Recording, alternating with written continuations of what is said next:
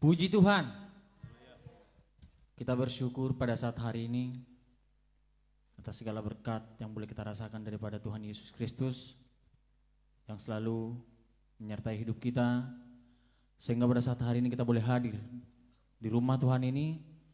Dan kami juga mengucapkan selamat mengikuti ibadah online ini kepada saudara kami yang ada di rumah masing-masing.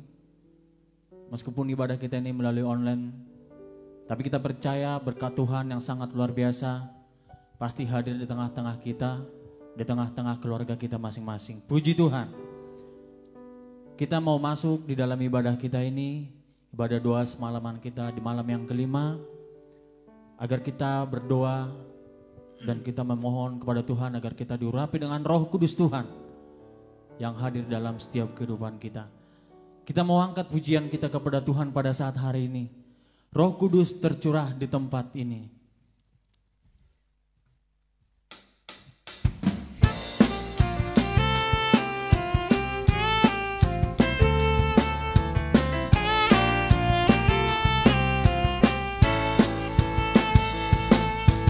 Roh Kudus tercurah di tempat ini. Urapannya yang ajaib memulihkan umatnya. Roh Kudus tercurah bagi gerejanya, membangkitkan umat pilihannya. Hari ini harinya Tuhan. Hari inilah harinya Tuhan, saat pembebasan tiba. Belenggu dosa telah dipatahkan, mari bersorak bagi Dia. Anggur baru tercurah. Anggur baru tercurah, peduli umatnya dengan sukacita. Minyak yang baru. Minyak baru tercurah, urapi umatnya, nyata Kita angkat pujian ini lebih sukacita lagi kepada Tuhan. Kita katakan Roh Kudus tercurah di gereja ini, tercurah di rumah kita masing-masing. Haleluya.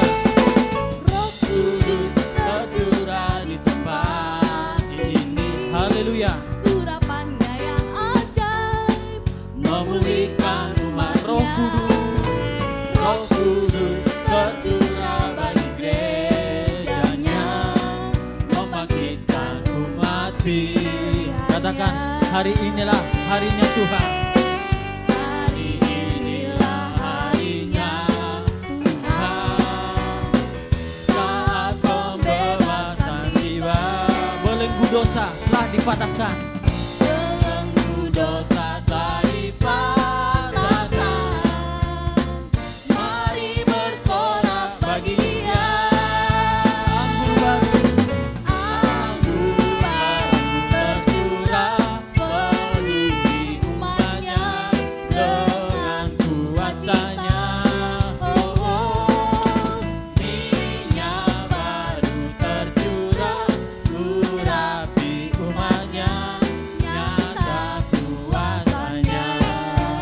Haleluya.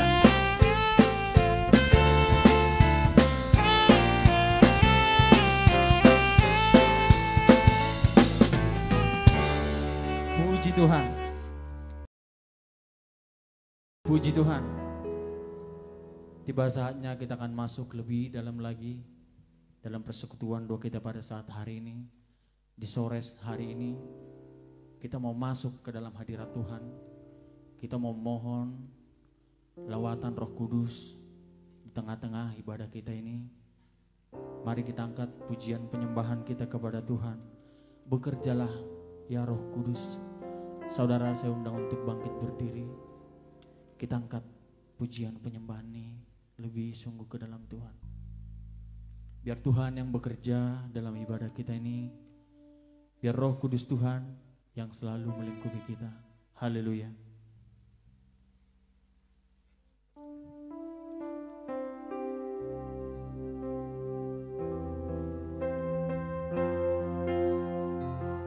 Haleluya.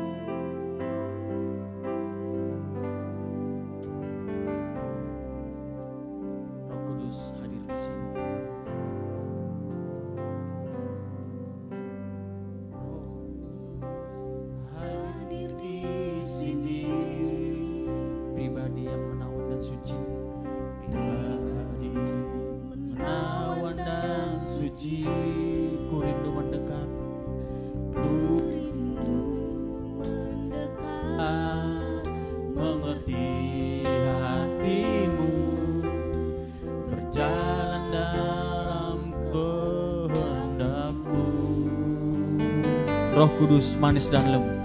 Roh Kudus manis dan lembut. Haleluya. Penolong yang sejati dan suci, ku rindu mendekat, ku rindu mendekat, mengerti hatimu, berjalan dalam kuasa-Mu. Bekerjalah, bekerjalah, ya Roh Kudus, bertatalah lebih lagi urapan-Mu, urapan-Mu, lawatan-Mu, Kaulah yang ku perlu, Kau terutama di hidupku. Kita angkat kembali pujian ini. Haleluya. Roh Kudus hadir di sini. Roh Kudus hadir di sini.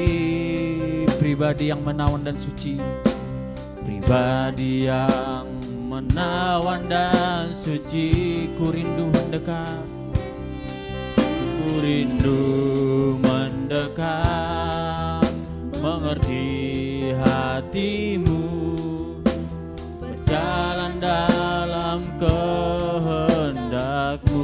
Roh Kudus manis dan lembut,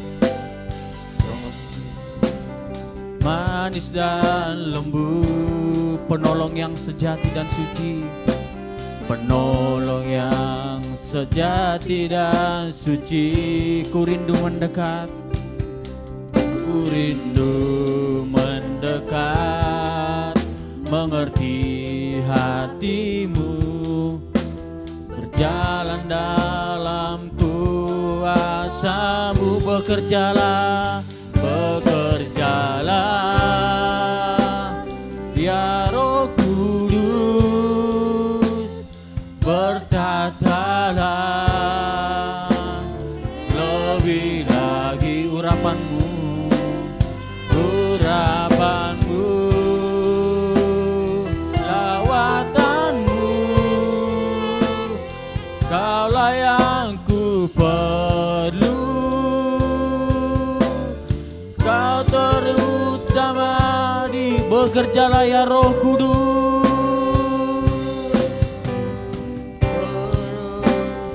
ya Roh Kudus, bertatalah, bertatalah lebih lagi urapan-Mu, urapan-Mu, lawatan-Mu, Kaulah yang ku perlu, Kau terutama di hidupku.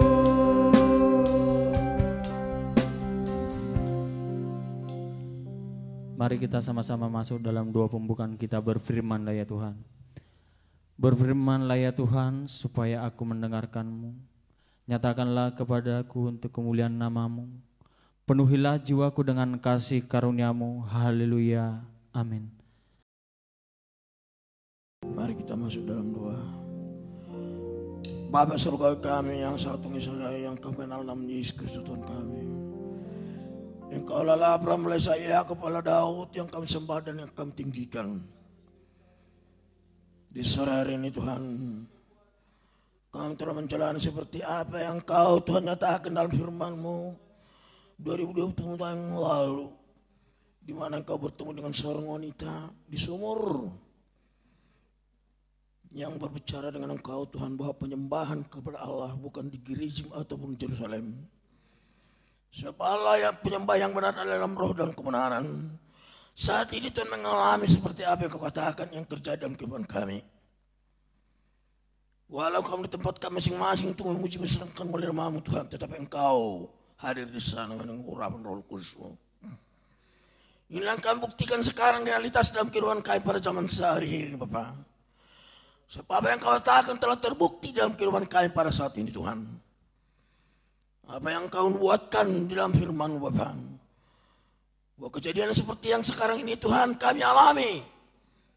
Dan kami tidak meminta Engkau supaya menolaknya, tapi kami melaluinya, melewatinya. Badai api menerpa kami berjalan di atas badai itu karena Engkau menyertai kami. Inilah kebenaran firman-Mu Tuhan terjadi dalam kami dan kami percaya kepada apa yang Kau katakan. Di sore hari ini Tuhan kami berada di tempat ini Tuhan sesuai dengan janji-Mu. Engkau perlengkapi seluruh anak-Mu yang percaya dalam nama Yesus Kristus Tuhan kami. Untuk menerima kuasa urapan Roh Kudus-Mu. Sehingga kuasa yang Kau berikan kepada kami adalah kuasa untuk melayani. Menjalani kehidupan, sisa kehidupan kami ini. Pada saat ini sebab Engkau sekarang sudah duduk anak Bapa di sorga. Roh Kudus yang di hati kami. Untuk memberikan kemampuan, kekuatan, kuasa kepada kami untuk melayani Engkau dengan sungguh-sungguh Bapa. Sebab tanpa Roh Kudus-Mu yang menolong menyertai kami dalam pelayanan kami tidak mampu melayani Tuhan dengan sungguh-sungguh. So, Kau panggil, Kau pilih kami bukan hanya untuk beragama, tapi memiliki Tuhan ada di hati kami. Dan Kau berkata kami adalah baik daripada Allah sendiri. Roh kami adalah tempat-Mu Tuhan untuk bekerja melayani di tengah dunia ini. Engkau berikan tanggung jawab kepercayaan kepada kami. Untuk menyelesaikan tugas yang Kau sisakan di dunia ini. Yaitu untuk melebarkan kerajaan-Mu melalui kehidupan anak-Mu yang percaya kepada-Mu Bapa. Oleh karena pada saat ini Tuhan, Kau percaya curahan Roh Kudus tak pernah berhenti sampai Maranatha Engkau datang. Itulah kebenaran firman Bapa. Dan kami nyatakan kami terima pada saat ini Tuhan. Urapan-Mu telah tercurah dan kami telah menerimanya Bapa. Oleh karena urapan-Mu ini kami berdiri pada saat ini Tuhan. Orang yang percaya kepada firman Allah yang hidup. Menerima kuasa urapan Roh Kudus-Mu. Hanya inilah penyembah-penyembah yang benar seperti apa yang Kau rindukan. Oleh karena itu Tuhan kami percaya. Setiap perkataan dari yang Kau nyatakan dalam kehidupan kami. Melalui Injil-Mu Tuhan. Inilah yang kami lakukan pada sore hari ini Bapa. Oleh karena itu keberadaan kami pada saat ini Tuhan. Anda mengingatkan kami kembali bahwa Roh Kudus-Mu telah Engkau curahkan dan kami pada saat ini siap untuk menerimanya Bapa. Karena Kau telah melahirkan kami kembali menjadi manusia baru, ciptaan baru dalam Kristus Yesus. Sebab tanpa urapan Roh Kudus kami tidak akan dapat melakukan kehendak-Mu dan tanggung jawab yang Kau berikan kepada kami. Oleh kami rindu Tuhan. Sebab Engkau Tuhan panggil kami untuk menempati dunia yang baru, langit yang baru. Kesanalah Tuhan yang tujuan hidup kami. Bukan hanya berkat-berkat di dunia ini saja Tuhan. Kemakmuran, kesehatan, kesembuhan. Itu memang perlu bagi kami. Untuk persiapan bagi kami untuk dunia yang disediakan bagi kami. Dunia yang baru. Kesanalah tujuan hati kami. Di sanalah hati kami tempatkan. Di sana harta kami Bapa. Siapa yang Kau telah berkata di mana harta-Mu berada di situ. Hati-Mu berada. Oleh karena itu harta kami adalah Yerusalem baru yang Kau sediakan bagi kami. Yesus Kristus Tuhan kami yang Kau sembah. Oleh karena itu Tuhan genapilah. Dan kami menerimanya siap sedia hati kami. Menerima akan urapan Roh Kudus malam hari ini. Setiap anak-anak-Mu yang percaya memanggil nama-Mu. Yang percaya kepada kematian, kepengurusan dan kebangkitan-Mu. Inilah yang Kau pilih dan Kau panggil Bapa. Supaya kami Tuhan boleh Kau pilih untuk masuk dunia yang baru yang Kau sediakan bagi kami. Kesanalah tujuan kami Bapa. Oleh karena ini pada saat ini Tuhan, Kau persiapkan diri kami untuk menempati tempat yang telah Kau sediakan bagi kami. Kami siap menerimanya Bapa. Dan kami bersyukur kepada-Mu waktu dan kesempatan yang diberikan kepada kami pada saat ini Tuhan. Seberapa orang jumlahnya kami di sini, tetapi orang-orang percaya dengan di tempat kami masing-masing bahwa yang penyembah yang benar adalah roh dan kebenaran, mereka juga akan menerimanya Bapa. Oleh karena itu berbicara Engkau Tuhan, berfirman Engkau supaya kami mendengarkan Bapa. Engkau urapi kami semua yang Roh Kudus-Mu. Sebab itu adalah bagian untuk kami dan juga untuk anak-anak kami dan generasi berikutnya Tuhan. Kami percaya akan kebenaran firman-Mu. Kami terima Tuhan janji-Mu pada saat ini. Terima kasih Yesus. Karena apa yang Kau katakan kami menerimanya. Kami bersyukur pada waktu dan kesempatan ini Bapa. Sebentar lagi Tuhan akan dibina laut oleh firman-Mu yang hidup. Firman-Mu adalah roh dan kebenaran. Untuk memberikan kekuatan kehidupan kepada roh kami akan tetap setia untuk melayan Kau dengan sungguh-sungguh. Yang Engkau rapi hamba-Mu dan persiapkan itu Bapak Pendeta B. Subrian. untuk menaburkan firman-Mu Bapa, yaitu firman kehidupan, sehingga bertumbuh di hati kami yang subur, berakar, supaya dapat berbuah-buahkan seperti yang Kau harapkan untuk kemuliaan nama-Mu. Biarlah Tuhan, waktu kesempatan yang kami gunakan sebagai kebenaran, dan kami bersyukur kepadamu. Waktu kesempatan yang Kau berikan kepada kami. Terima kasih Tuhan kesempatan ini. Di nama Yesus kami berdoa syukur, terpuji termulia nama-Mu. Dari saat ini sampai selama-lamanya. Haleluya. Amin. Firman-Mu berkata, Kau besertaku.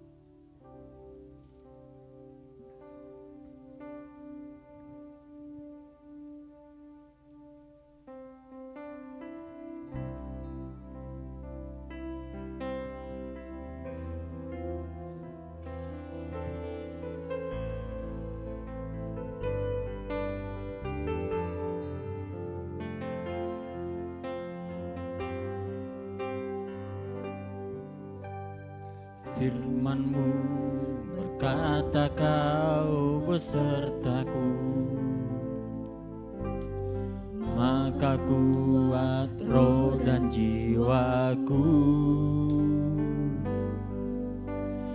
Tangan-Mu Tuhan selalu ku nantikan, di setiap langkahku percaya dengan sayap-Mu,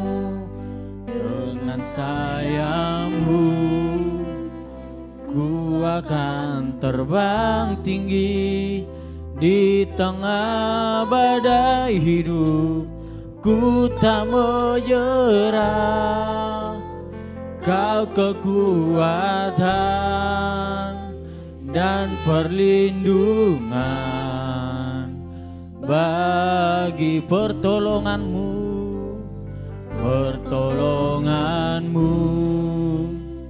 di tempat maha tinggi.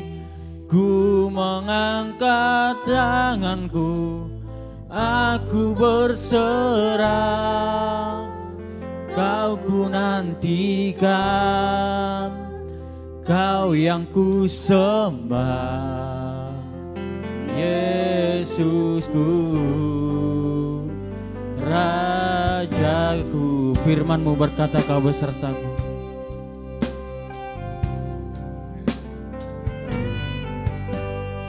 Firman-Mu berkata, Kau besertaku, maka kuat roh dan jiwaku.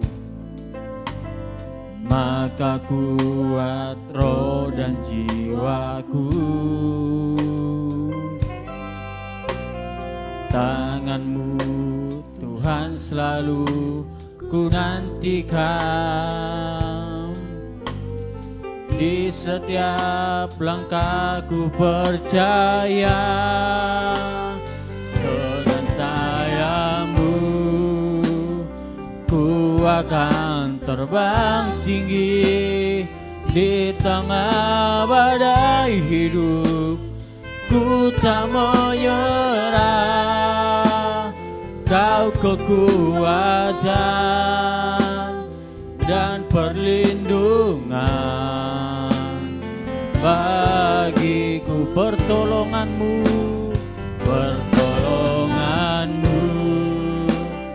di tempat maha tinggi. Ku mengangkat tanganku, aku berserah, Kau ku nantikan, Kau yang ku sembah, Yesusku, Rajaku. Haleluya, puji Tuhan. Selamat sore bagi kita, oleh seizin Tuhan dan rahmat-Nya bagi kita boleh dipertemukan kembali dalam ibadah malam yang kelima ini. Untuk kita boleh menghampiri tahta kemuliaan dan kuasa Tuhan, supaya oleh kemurahan-Nya kita boleh dipenuhi dengan roh-Nya, diberi kita kemampuan untuk melayani Dia di tengah-tengah dunia yang penuh dengan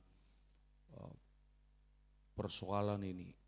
Kita tidak jemu-jemu datang kepada Allah karena kita tahu Allah kita itu adalah Allah yang kudus, Allah yang bersemayam di tempat yang maha tinggi, yang tidak dapat dihampiri oleh manusia dengan dirinya sendiri. Tetapi kita datang ke hadirat Tuhan oleh nama Yesus, nama yang telah memberikan kemenangan, nama yang telah memberikan kepada kita pintu agar kita penuh keberanian bisa masuk kepada tahta Allah yang maha tinggi. Kita percaya jikalau kita memintanya di dalam nama Tuhan, Dia akan memberikan kepada kita, karena kita adalah umat tebusannya dan kita adalah anak-anak Allah. Baik, sebelum kita berdoa kepada Tuhan, maka izinkan saya untuk mengajak kita belajar sedikit dari kebenaran firman Tuhan yang terambil dari Yesaya 63 ayat 11 sampai dengan 14. Yesaya 63 ayat 11 sampai dengan 14. Demikian bunyi firman Tuhan. Lalu teringatlah mereka kepada zaman dahulu kala, zaman Musa hambanya itu. Di manakah Dia yang membawa mereka naik dari laut bersama-sama dengan penggembala kambing dombanya?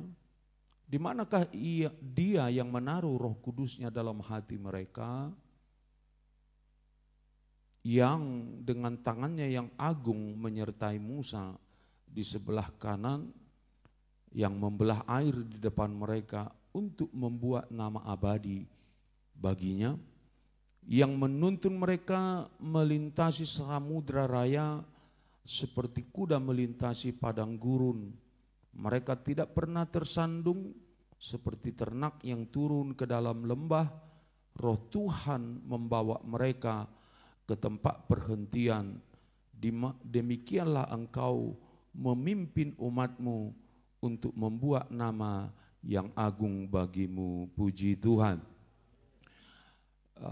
Kita buka juga Roma 8 ayat 14, karena dari sanalah kita akan mencoba mengambil tema pembelajaran firman Tuhan pada malam hari ini. Di sana disebutkan Roma 8 ayat 14 itu, semua orang yang dipimpin Roh Allah adalah anak Allah. Puji Tuhan. Baik saudaraku yang kekasih, di dalam Yesaya 63 ini kembali di dalam kesulitan-kesulitan hidup dari bangsa itu, karena mereka merasa Tuhan itu menjauh dari mereka. Maka mereka mempertanyakan kembali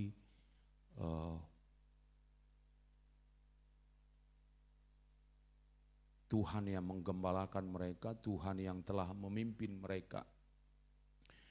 Di dalam firman ini kita, atau dalam sejarah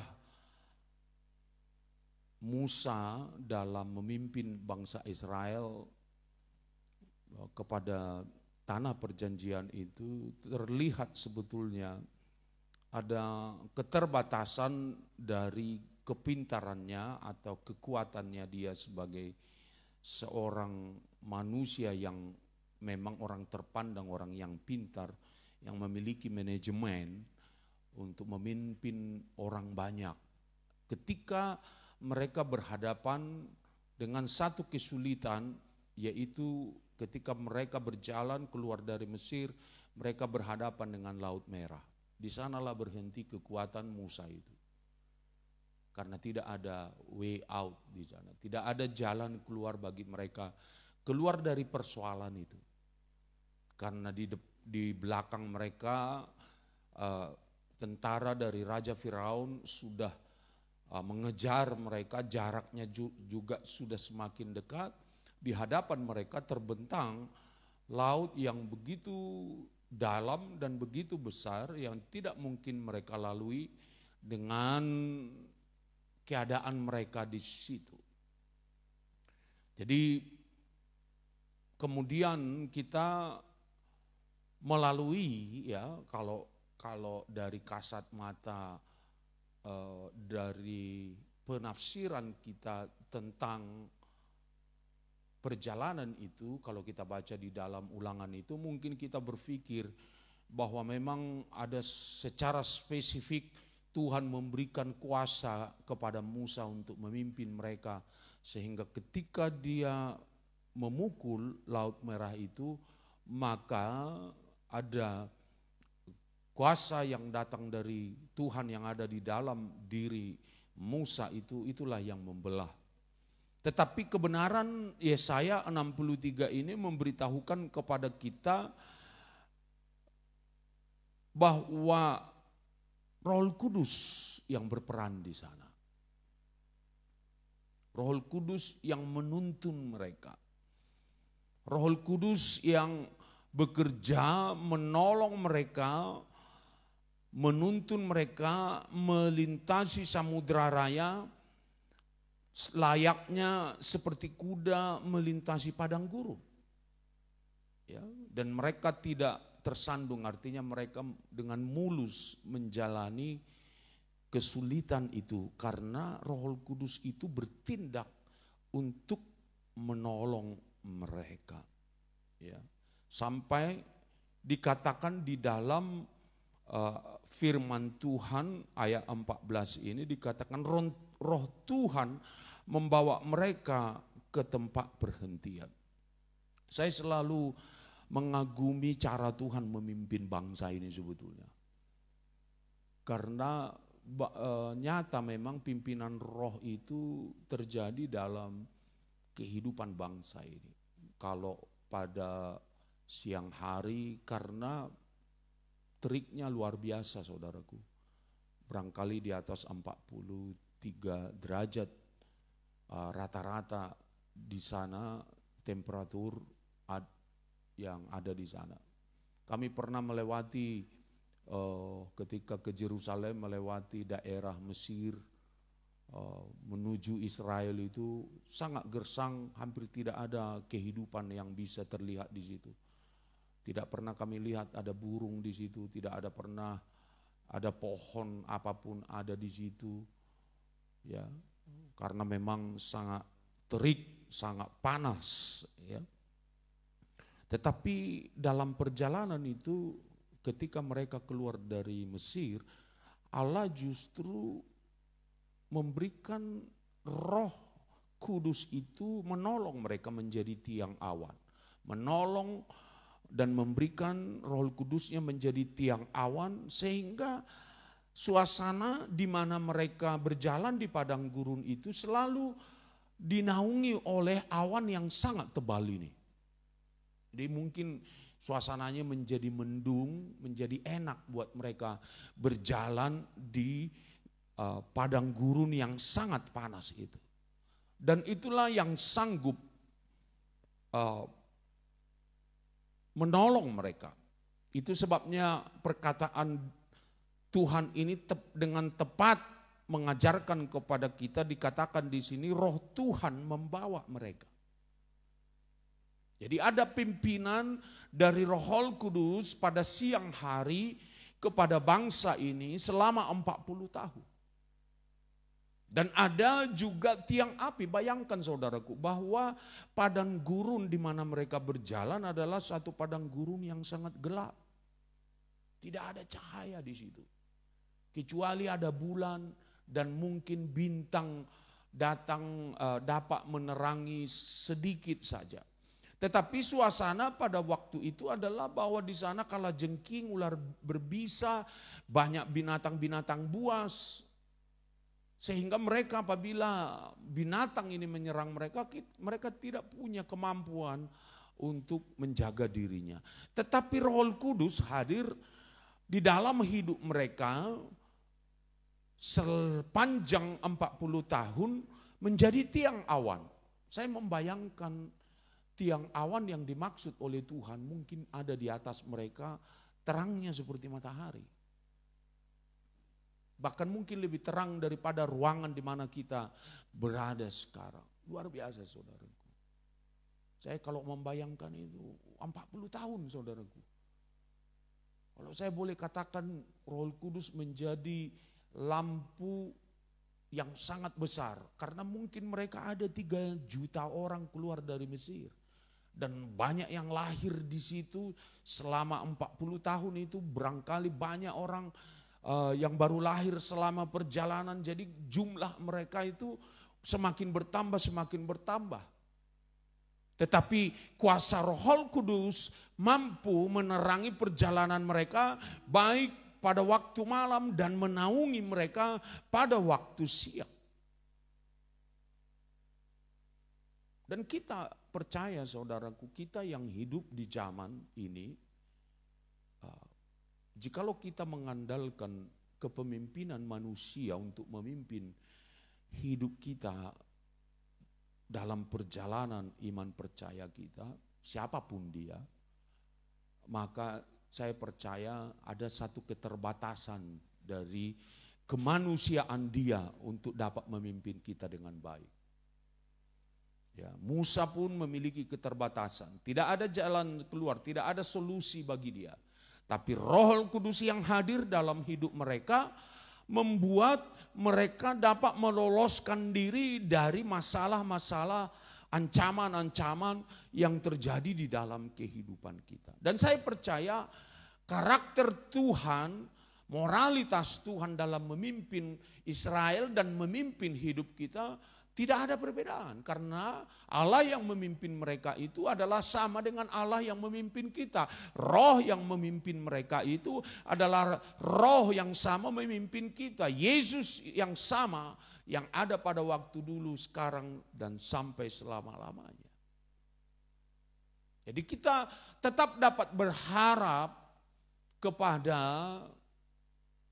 pimpinan Roh Kudus di dalam kehidupan kita. Nah, pimpinan Roh Kudus ini, pengembalaan dari Roh Kudus kepada umat ini sama dengan seperti pengembalaan seorang kapten terhadap tentara, atau seperti tour guide terhadap orang-orang turis yang memasuki satu wilayah yang tidak pernah mereka tahu sebelumnya. Sebab kalau saya misalnya pergi ke satu tempat yang sudah pernah saya kunjungi, saya tidak membutuhkan orang untuk menuntun saya. Saya dari muda, dari SMP sering pergi ke wilayah Parapat, Balige, Tarutung gitu ya. Saya tidak pernah membutuhkan orang lain untuk memberikan petunjuk kepada saya. Tapi ketika kami berangkat dari Jakarta ini untuk pulang membawa mobil ke arah Pematang Siantar, Sumatera, maka kami harus membawa orang yang kenal jalan. Liku-likunya, di mana ada bahaya-bahayanya, di mana jalan yang tersingkat, di mana jalan yang aman. Diperlukan petunjuk seperti itu. Nah saudaraku, life is journey, ya, hidup kita ini adalah satu perjalanan. Kita sedang menuju kepada satu tempat yang ditunjuk oleh Allah kepada kita. Kita sedang menuju surga, dan tidak ada seorang pun manusia yang pernah ke surga kecuali Yesus Kristus itu. Dan orang-orang yang memang sudah pergi ke surga itu tidak pernah kembali kepada bumi ini. Hanya Yesus yang bisa memimpin kita, hanya Rohnya. Jadi kita membutuhkan pimpinan daripada Roh Kudus itu karena kita tidak tahu wilayah-wilayah, hambatan-hambatan, kesulitan-kesulitan ketika kita berjalan untuk menyelesaikan perjalanan iman percaya kita sesuai dengan apa yang diberikan Tuhan kepada kita untuk kita jalani. Kita tidak punya kemampuan itu.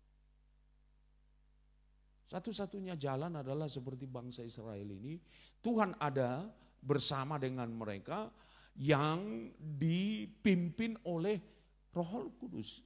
Demikian juga kita. Itu sebabnya pimpinan Roh Kudus dibutuhkan oleh orang percaya dalam hidup ini. Kita tidak mampu menentukan jalan-jalan kehidupan kita sendiri.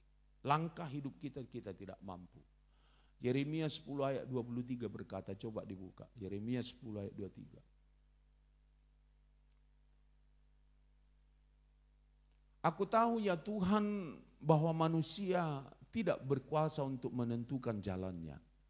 Dan orang yang berjalan tidak berkuasa untuk menetapkan langkahnya. Jadi ada satu kesadaran kepada Nabi Yeremia, ada keterbatasan kita, ada limitasi kemanusiaan kita untuk berjalan.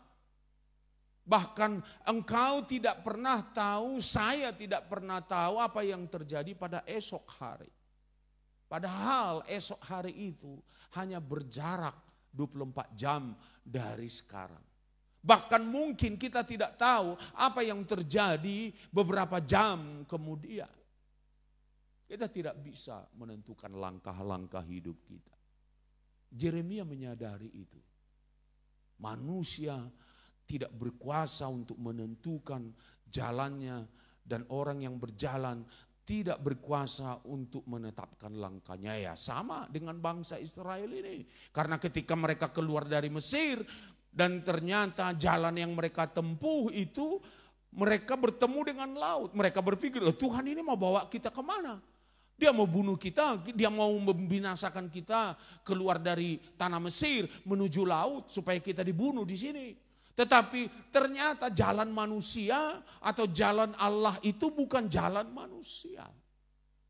Kita mungkin hanya sebatas penglihatan manusiawi kita saja kita bisa meraba-raba apa yang akan terjadi di dalam kehidupan ini. Tetapi Roh Kudus yang mengetahui, yang sudah mengetahui segala jalan-jalan hidup yang patut dijalani manusia.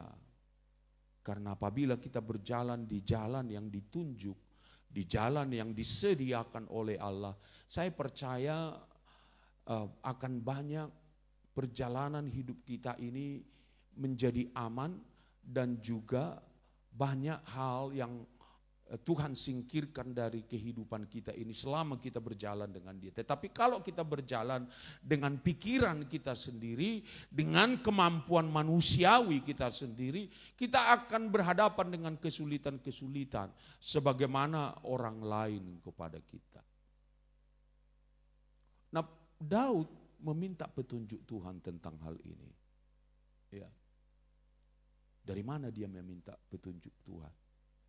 Coba buka Mazmur 119 ayat 33 sampai 37.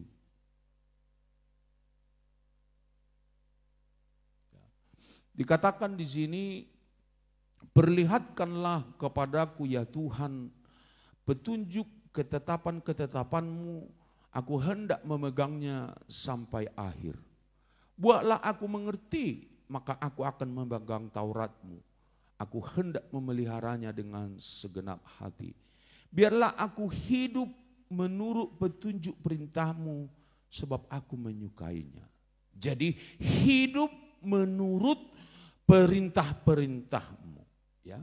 Yang kedua dikatakan di sini, condongkanlah hatiku kepada peringatan-peringatanmu, dan jangan kepada laba.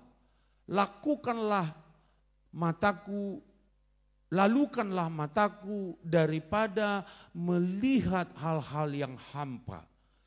Hidupkanlah aku dengan jalan-jalan yang kau tunjukkan.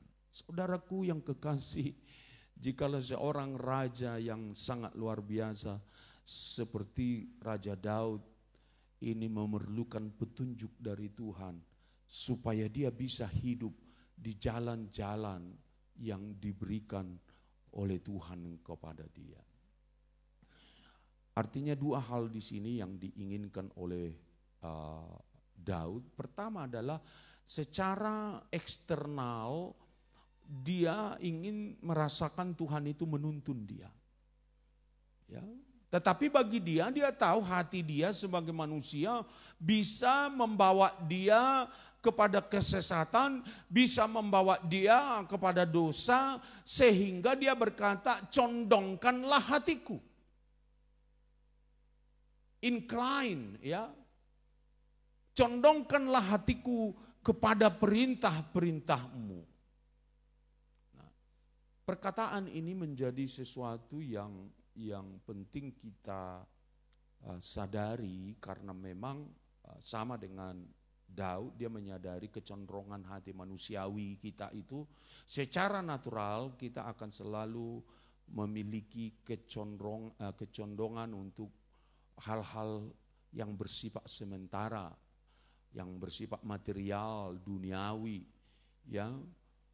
Hati manusia itu kalau tidak datang pembaharuan dari Tuhan, maka tidak mungkin kita memiliki kecondongan untuk hal-hal yang bersifat kekal, yang bersifat rohani, yang bersifat sorgawi, yang bersifat kudus, ya. Dan semua ini juga berakar dalam budaya-budaya di mana kita dididik, di mana kita dilahirkan, di mana kita dibesarkan.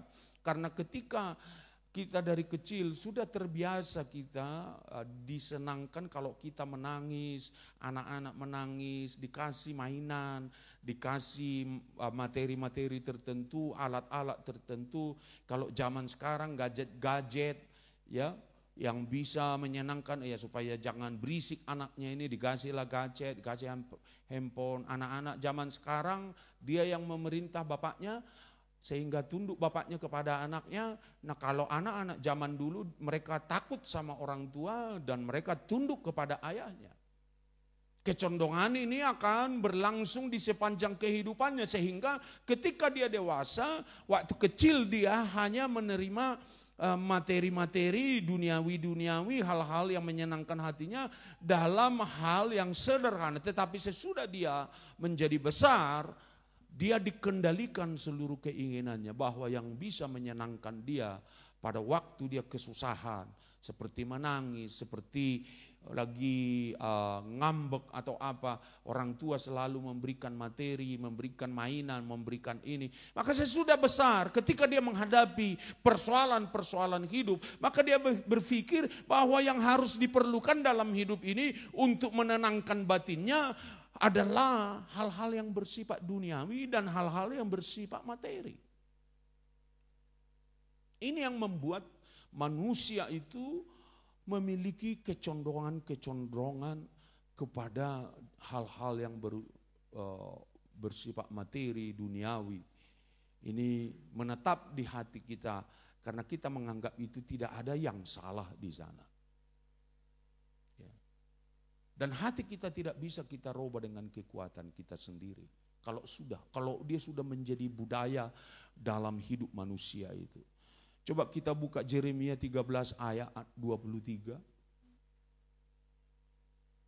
Dapatkah orang Ethiopia mengganti kulitnya atau macan tutul mengubah belangnya? Masakan kamu dapat berbuat baik, hai orang-orang yang membiasakan diri berbuat jahat? No way. Tidak mungkin, saudaraku. Alkitab menyatakan, bisa enggak kalau memang harimau itu atau macan tutul itu bisa mengubah belangnya, maka kamu bisa mengubah dirimu menjadi manusia yang baik oleh dirimu sendiri. Kamu akan bisa mengubah dirimu dengan kekuatanmu sendiri. Sehingga kamu menyukai hal-hal yang sorgawi, hal-hal yang kekal, hal-hal yang rohani, hal-hal yang kudus. Tetapi Yeremia berkata kepada bangsa Israel, bisa enggak orang Ethiopia itu, orang yang hitam itu menjadi putih? Bisa enggak macan tutul itu mengubah kulitnya atau belangnya menjadi tidak ada belang? Bisa enggak orang yang biasa berbuat jahat menjadi berbuat baik?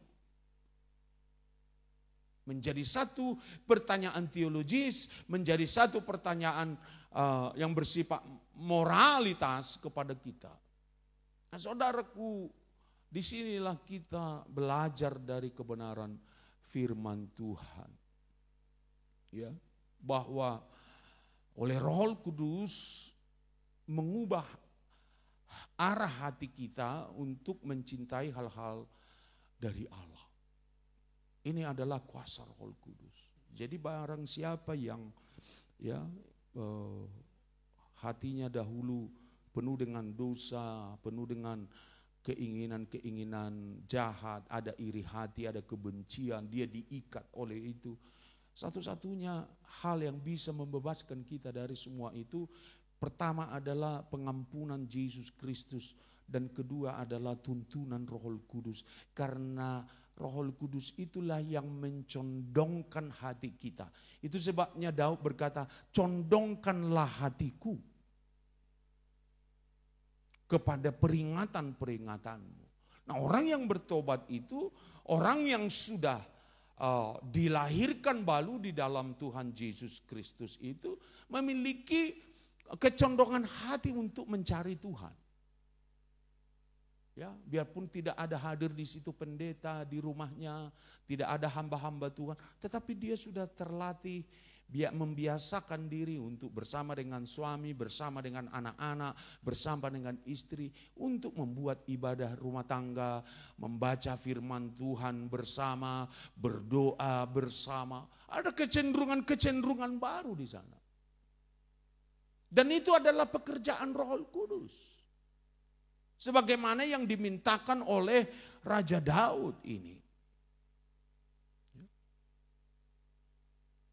Nah, oleh karena itu Tuhan memberikan pembaharuan di dalam hati kita melalui kuasa Roh Kudus. Itu sebabnya kita dapat taat kepada kebenaran itu, oleh karena ada campur tangan Tuhan melalui Roh Kudusnya di dalam hidup orang percaya. Coba buka Yesekiel 36 ayat 27.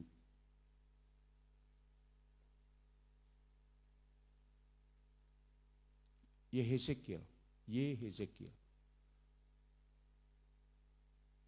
36 ayat 27. Ya. Rohku akan kuberikan diam di dalam batinmu, dan aku akan membuat kamu hidup menurut segala ketetapan-ketetapanku, dan tetap berpegang pada peraturan-peraturanku dan melakukannya. Jadi orang yang sudah lahir baru itu, karena lahir baru adalah pekerjaan Roh Kudus kepada kita, ya, sehingga kita memiliki kecondongan baru untuk mencintai Tuhan, mencintai firman-Nya. Karena firman Tuhan menyatakan kepada kita di dalam Yohanes 16 itu, bahwa Dia akan menuntun kita. Ya, dalam bahasa perjanjian lama ini dikatakan, tetapi dalam bahasa perjanjian baru dikatakan, kalau nggak salah ayat 7 dan 8 ya, pasal 6 ayat 7 dan 8 menyatakan Dia akan menuntun kamu kepada atau mengingatkan akan segala coba.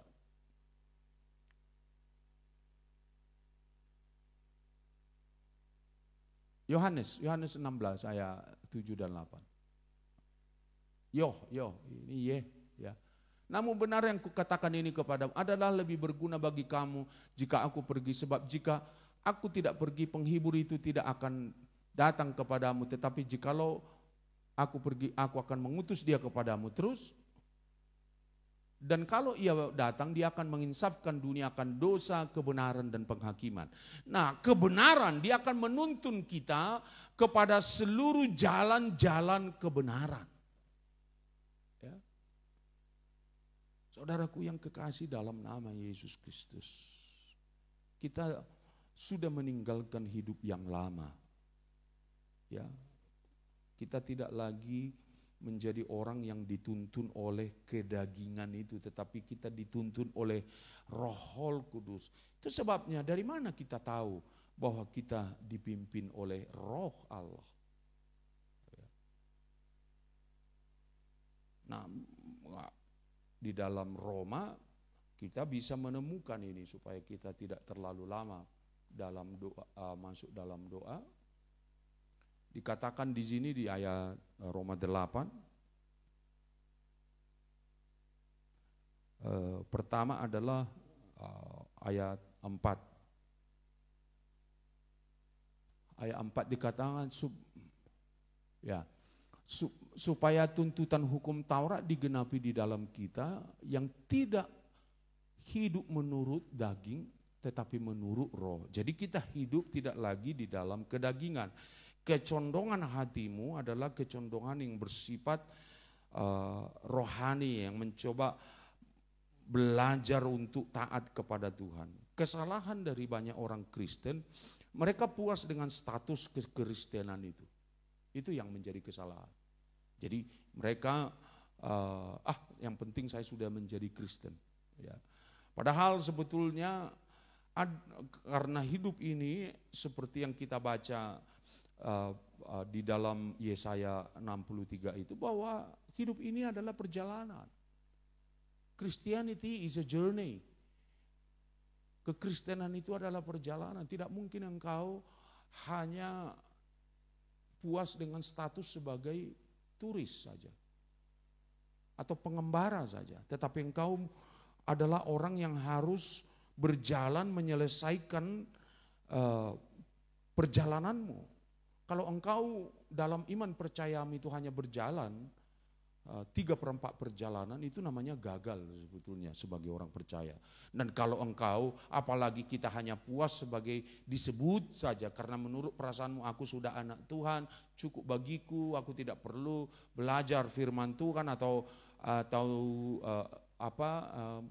lebih giat lagi dalam mencari Tuhan atau belajar kebenaran firman Tuhan, maka itu adalah satu kesalahan. Karena hidup ini adalah satu perjalanan, engkau harus berjalan di bawah pimpinan Roh Kudus. Ya, orang yang dipimpin oleh Roh menurut Roma 8 ayat 5. Coba, sebab mereka yang hidup menurut daging memikirkan hal-hal daging, dan mereka yang hidup menurut roh memikirkan hal-hal dari roh. Ya, salah satu ciri-cirinya. Itu perhatikanlah di rumahmu, kau cenderung seperti apa sebetulnya. Ada banyak orang, kalau kita lihat, kalau mereka tidak ada kecenderungan hati mereka yang menuntun mereka untuk melakukan hal-hal yang bersifat duniawi saja sebetulnya. Tapi kalau engkau sudah dituntun oleh roh, walaupun mungkin engkau lagi malas atau lagi letih, lagi kurang enak badan, tetapi ketika engkau menyadari bahwa hidup ini adalah anugerah pemberian Tuhan, maka engkau akan memiliki kecondongan untuk berdoa kepada Tuhan. Atau paling tidak di celah-celah waktumu yang banyak, yang sedikit itu karena terlalu sibuk, kau tetap condong hatimu mencari Tuhan, belajar firman Tuhan. Ya. Jadi ada di situ pernyataan daripada kebenaran firman Tuhan yang menjadi ciri-ciri orang yang hidup di dalam firman Tuhan. Ya, di ayat ke-13 coba.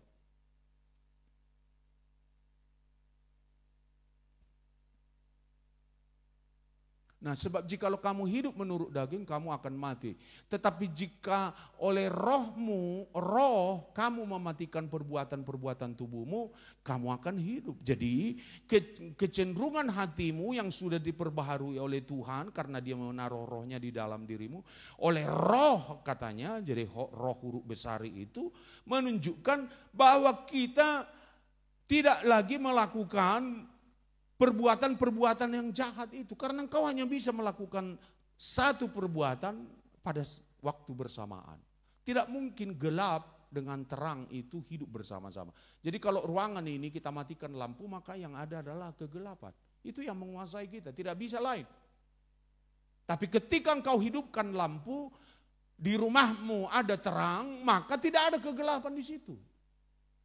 Demikian juga kalau engkau memiliki lampu di dalam hidupmu, ada terang dalam hidupmu, maka kegelapan yang dulu menguasai dirimu akan hilang, digantikan oleh terang itu. Itu sebabnya kecondongan hati itu menjadi dasar bagimu untuk mematikan perbuatan-perbuatan kedagingan itu. Karena dia, roh Allah telah memberikan satu kecenderungan. Tetapi kalau engkau mematikan kecondongan ini, kau tetap hidup dalam kegelapan, maka Roh Kudus akan pergi. Dia tidak mampu mempengaruhi engkau, atau engkau tidak mau mendengarkan suara dia. Dia bukan roh yang ingin memaksa engkau, tetapi dia ingin engkau memiliki kesadaran akan anugerah. Bahwa dia ditempatkan Allah di dalam dirimu supaya engkau menjadi manusia yang baru. Itu anugerah, bukan terpaksa dia datang kepadamu. Dia karena mengasihi engkau, mencintai saya, sehingga dia berada di dalam hidupmu. Jadi cintailah Roh Kudus dalam dirimu, dengarkanlah suaranya, dengarkanlah apa yang diperintahkan oleh Tuhan kepadamu. Sehingga engkau bisa menjadi manusia yang menjadi manusia yang dipimpin oleh Roh Allah. Itu sebabnya di ayat 14 dikatakan, ya, yang menjadi tema bagi kita, semua orang yang dipimpin Roh Allah adalah anak-anak Allah. Ya. Ini berbicara anak di sini adalah anak yang sudah mengerti, anak yang mendengarkan suara Roh Kudus, anak yang sudah dewasa secara rohani. Bukan anak-anak dalam pengertian masih bayi. Bayi itu tidak mengerti apa-apa. Kalau kamu masih baru lahir, kamu perlu didewasakan secara rohani. Maturity itu lead by the Holy Spirit itu sangat diperlukan untuk pendewasaan rohanimu. Untuk menjadi anak Allah, engkau harus dipimpin oleh Roh Allah. Ya, bukan oleh peraturan-peraturan, oleh ritual-ritual ibadah-ibadah, tetapi rohmu, Roh Kudus yang ada di dalam dirimu akan mendidik, mengajar engkau, mencondongkan hatimu untuk berbuat baik, untuk mencintai Allah, untuk mengasihi Allah, menyembah Allah. Jadi kecondongan-kecondongan baru ini kalau datang dalam dirimu, jangan lawan. Kalau kau lawan, dia akan tidak lagi mau. Karena kenapa? Engkau tidak menghargai apa yang dikerjakan oleh Roh Kudus dalam dirimu. Oleh karena itu saudaraku, mari kita belajar untuk dipimpin oleh Roh dengan mendengarkan pimpinan Roh Kudus itu. Sama seperti domba mendengarkan gembalanya, sama seperti seorang prajurit mendengarkan komandannya, sama seperti turis-turis mendengarkan guide itu. Kalau tidak kau tersesat. Kalau tidak kau akan nyasar kemana-mana. Dia yang tahu tempat-tempat yang harus dikunjungi, yang aman bagimu, yang enak, yang indah. Oleh karena itu Roh Kudus ini sangat kita butuhkan. Biarlah pada malam hari ini kita datang menghadap hadirat Tuhan. Kita undang Tuhan hadir dalam kehidupan kita. Biarkanlah Tuhan menjadikan kita baik sucinya. Supaya perkara-perkara yang luar biasa yang kita butuhkan dalam berjalan dalam hidup ini, kita lihat terjadi. Kau dituntun oleh tiang api dan awan kemuliaan Tuhan memimpin engkau sepanjang berjalan mengikut Dia. Puji Tuhan. Mari kita berlutut berdoa kepada Tuhan. Mari kita menyerahkan hidup kita sepenuhnya ke dalam pimpinan Tuhan. Supaya rohnya sungguh-sungguh kita undang mengurapi kita, agar kita sepenuhnya berada di dalam pimpinan kuasa Tuhan ketika kita berjalan dalam hidup ini. Terlebih kalau kau berhadapan dengan kesulitan seperti bangsa Israel menghadapan dengan Laut Merah. Demikian juga kita pada zaman akhir zaman ini. Ya. Roh Kudus hadir di sini mengalir di bait suci. Perkara ajaib pun terjadi, kuasa mujizat nyata bila Roh Allah sedang bekerja. Haleluya. Semua kita berdoa, ajak anak-anakmu di rumah juga belajar. Supaya dia sadar bahwa kelak jikalau dia sudah besar, dia membutuhkan Roh Kudus. Karena satu saat dia akan menjauh dari engkau. Sekarang dia kau tuntunlah dia di jalan yang benar. Jangan manjakan anakmu sehingga dia tidak tahu apa yang benar, apa yang baik. tapi tuntunlah dia di dalam kuasa Tuhan.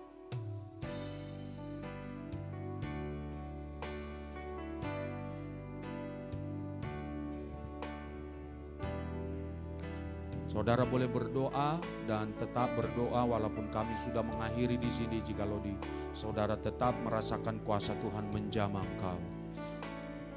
Roh Kudus Allah di sini mengalir di bait suci, mengalir di bait suci, perkara ajaib pun terjadi, perkara ajaib pun terjadi. Kuasa mujizat nyata bila Roh Allah sedang bekerja. Roh Kudus hadir di sini, Roh Kudus hadir di sini, mengalir di bait suci, perkara ajaib, perkara ajaib pun terjadi. Kuasa mujizat nyata bila Roh Allah sedang bekerja. Tiada yang mustahil, tiada yang mustahil, dan tiada yang sukar bila Roh Allah turut bekerja. Tiada yang mustahil, tiada yang mustahil bagi orang percaya, karena Roh Allah turut bekerja di antara. Tiada yang mustahil, tiada yang mustahil, dan tiada yang sukar, karena Roh Allah turut bekerja. Tiada yang mustahil bagi orang percaya, karena Roh Allah turut bekerja di antara kita. Terimalah berkat Allah, karunia Yesus Kristus, kasih Allah Bapa, serta persekutuan dalam Roh Kudus menyertai dan memberkati kita semua. Haleluya. Amin. Terima kasih. Kami persilakan duduk.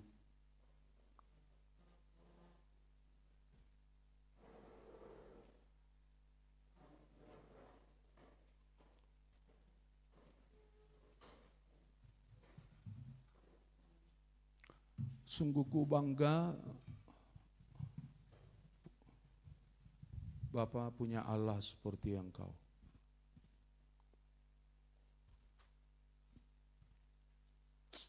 Kita angkat pujian ini mengakhiri ibadah kita.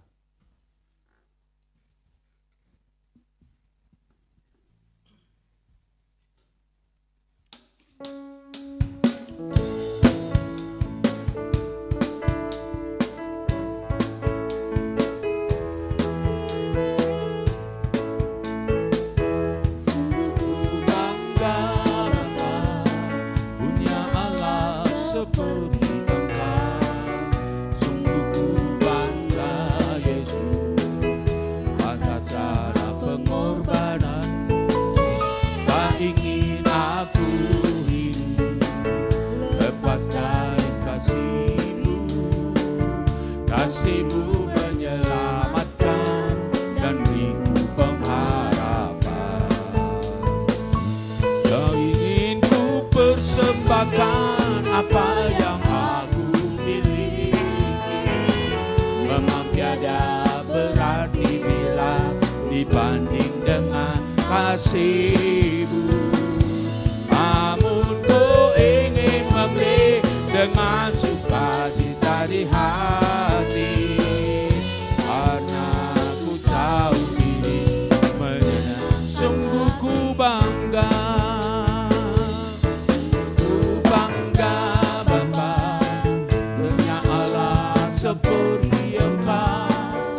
Sungguh ku bangga Yesus atas segala pengorbanan-Mu. Tak ingin aku